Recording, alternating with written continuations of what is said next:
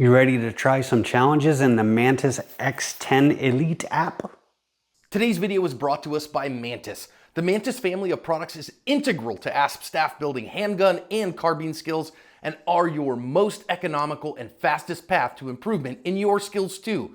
Whether you choose the X10, the Laser Academy, the Blackbeard, or use them all in concert, they will help your practice be more effective, efficient, and fun. Go check them out, pick up a unit, and thank them for sponsoring today's video.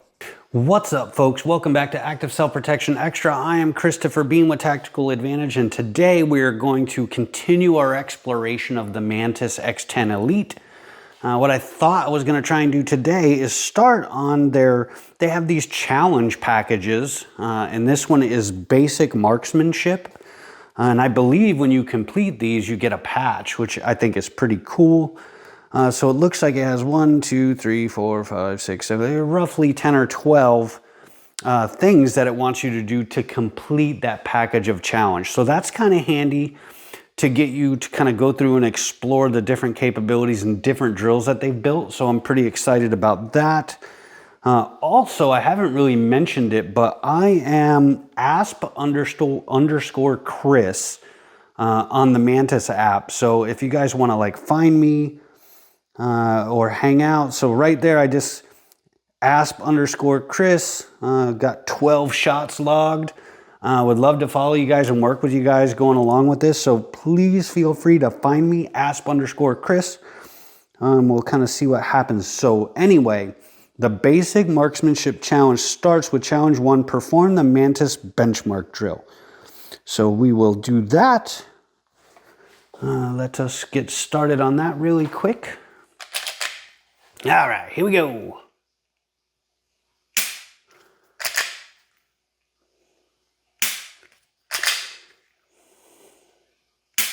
And really, I'm not paying attention to the scores that the unit's giving me right now. I'm focusing on the trigger press. That keeps you from like hunting and using the machine and the software for validation. Just do what you need to do and then evaluate the data after.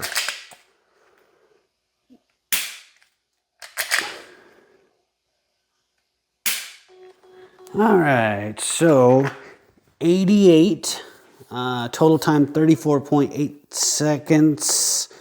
Challenge 2, practice makes perfect. Do at least 20 shots a day, 4 days in a row. Okay, so we can do, let's go back to this. I mean, again, we can like look at all the data.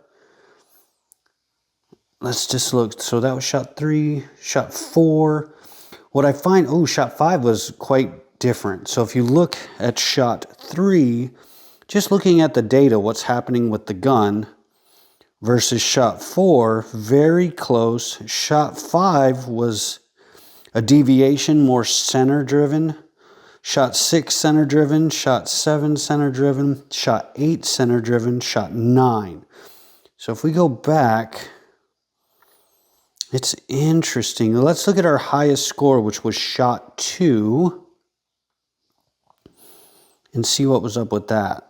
Okay, so a little still right driven, a little bit of loop there. So I think it's really tracking the muzzle or the movement of the muzzle.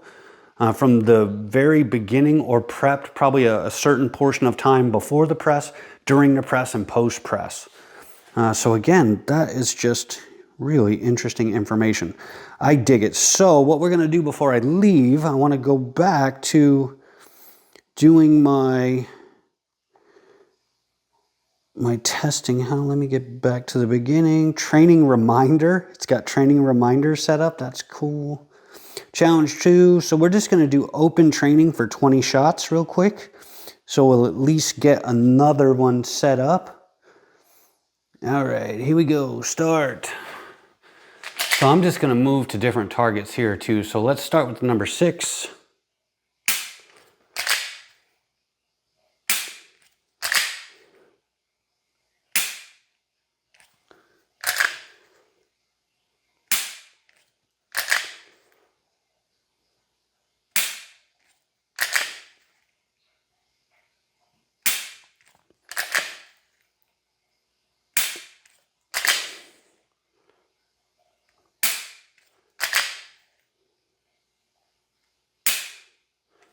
right, so that was 10.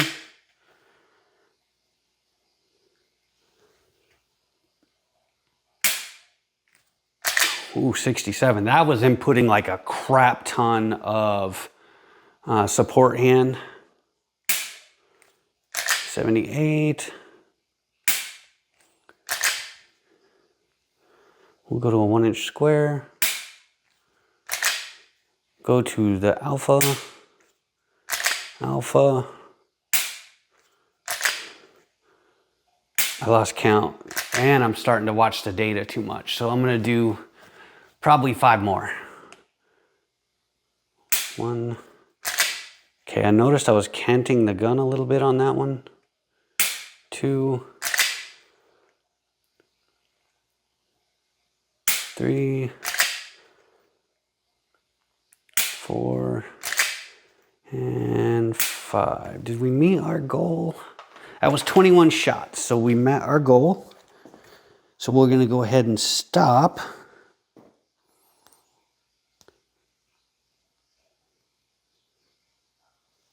Oh, do I have to do it a couple days in a row?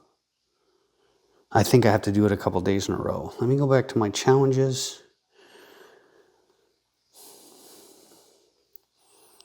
Let's go there.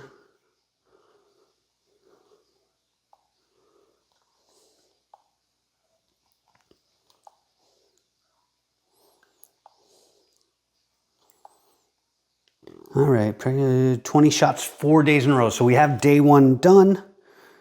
Man, this is cool. This has got a lot of interesting kind of things in it. So I hope it's not too boring for you guys to watch. I just find it interesting to bring you along for the ride and kind of let you kind of see my data and what this thing kind of does over time. So we can look at history. It continues to show a consistent pattern that's impacting my score. Pushing forward 51% of the time. Shows the shots on target. Trigger control last month, like when and what you're doing. So super interesting and data rich. I would caution you, and that's something I need to kind of work on myself, is between every shot, wanting to look at that data. I would caution you against that. Let your mind interpret the data as you're shooting, and then when you're done with the exercise, then go and look at it. You might be able to make periodic changes as you're using this and you see something jump out at you. But I think it's most important that if you realize there's an issue with a particular shot, once you're done with the set, then go and see if your call and visually what you remember about it matches the data that it gave you, not using the device as your only means of information. Use your eyes and how you're feeling about that shot, and then use this to validate that, if that makes sense. So hopefully this is helpful. We're gonna continue kind of pushing through with this. I'm gonna take you guys along for the ride as I finish basic marksmanship. Hopefully I can get through it, but we shall see. So appreciate it very much. See you guys next time.